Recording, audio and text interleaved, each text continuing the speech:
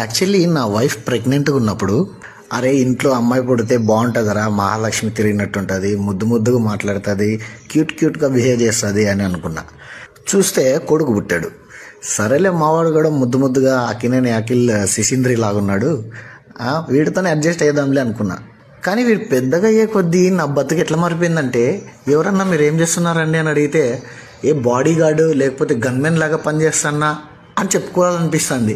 ఎందుకంటే నాకు ఇప్పుడున్న ఒకే ఒక 24 hours డ్యూటీ ఏంటంటే ఇన్ని ప్రాణాలతో ఉంచడం. ఒకటి ఏదో ఒక వస్తువు వాడన్నా పడేస్తుంటాడు, లేదా ఏదో ఒక వస్తువు వల్ల వాడికన్నా ప్రమాదం తెచ్చుకుంటూ ఉంటాడు.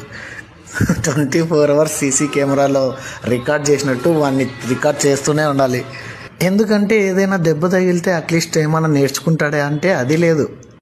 ఇవన్నీ నాకు జుజూబి అన్నట్టు లేచి మళ్ళీ ఆడుకునేకి వెళ్ళిపోతాడు అనమాట.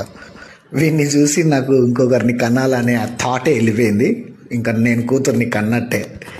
సో మీ ఇంట్లో కూడా ఇలాంటి అల్లరోడు ఉన్నాడా? ఉంటే కామెంట్ చేయండి, వీడియో లైక్ చేయండి అండ్ ఫాలో చేయడం మర్చిపోకండి.